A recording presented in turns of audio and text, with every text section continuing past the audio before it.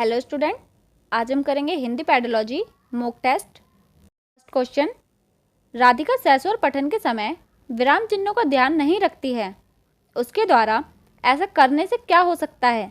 इसका आंसर होगा सेकंड, श्रोता को समझने में कठिनाई होगी। सहस्वर पठन के समय यदि विराम चिन्हों का ध्यान नहीं रखा गया तो श्रोता को समझने में कठिनाइयाँ होगी। उच्च प्राथमिक स्तर पर यह जरूरी है कि बच्चे, इसका आंसर होगा फर्स्ट, समाचार पत्र में छपी किसी खबर, लेख या कही गई बात का निहितार्थ समझ सकें। उच्च प्राथमिक स्तर पर अर्थ ग्रहण करने की क्षमता का विकास हो जाता है।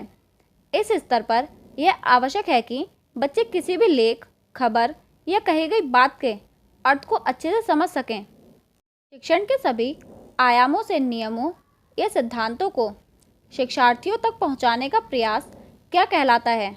इसका आंसर होगा फोर्थ, सामान्यीकरण। सामान्यीकरण के अंतर्गत यह प्रयास किया जाता है कि विषयों के नियमों तथा सिद्धांतों को शिक्षार्थी अच्छे से समझ जाएं। दिए गए विकल्पों के आधार पर बताइए कि बच्चे किस विषय में अधिक रुचि लेते हैं। इसका आंसर होगा थर्ड, जिन विषयों को उनके जीवन से जोड़ा गया हो। विषयों को छात्रों के जीवन के साथ जोड़ा जाए तो छात्र उन विषयों में अधिक रुचि लेंगे।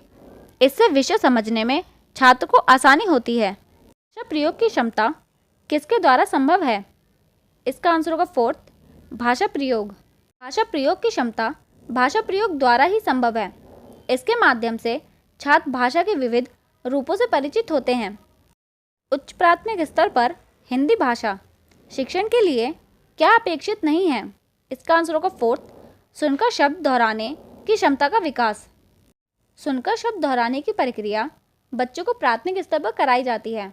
इसके माध्यम से बच्चे शब्दों का शुद्ध उच्चारण सीखते हैं।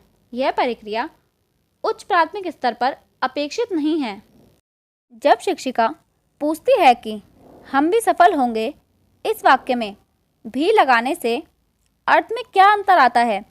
तो इसका आशय है कि शिक्षिका बच्चों को, इसका आंसर होगा फर्स्ट, भाषा की बारीकियां समझाना चाहती है।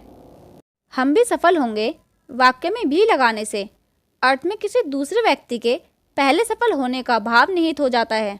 ऐसे प्रश्न पूछकर शिक्षिका बच्चों को भाषा की बारीकियों को समझाना चाहती है। भाषा सीखने में जो त्रुटियां होती हैं, इसका आंसर होगा फर्स्ट, वह सीखने की प्रक्रिया का स्वाभाविक हिस्सा होती हैं जो समय के साथ दूर होने लगती हैं।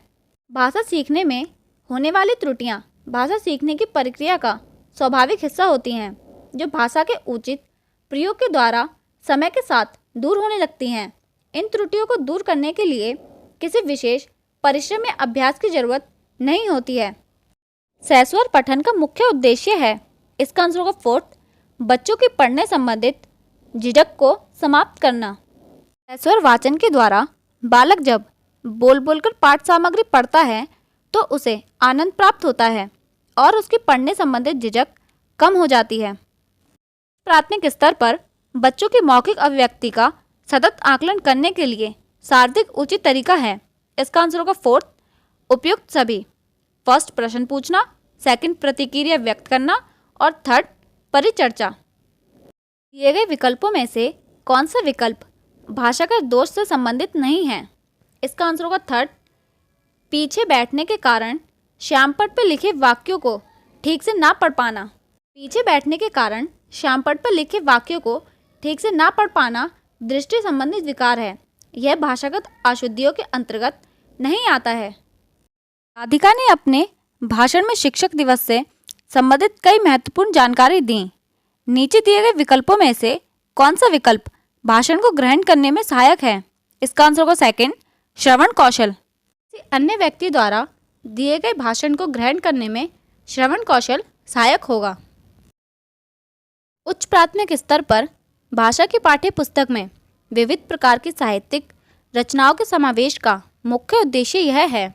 इसका आंसर होगा सेकंड, विभिन्न प्रकार की साहित्यिक विधाओं की भाषीय संरचनाओं से परिचित होने का अवसर देना।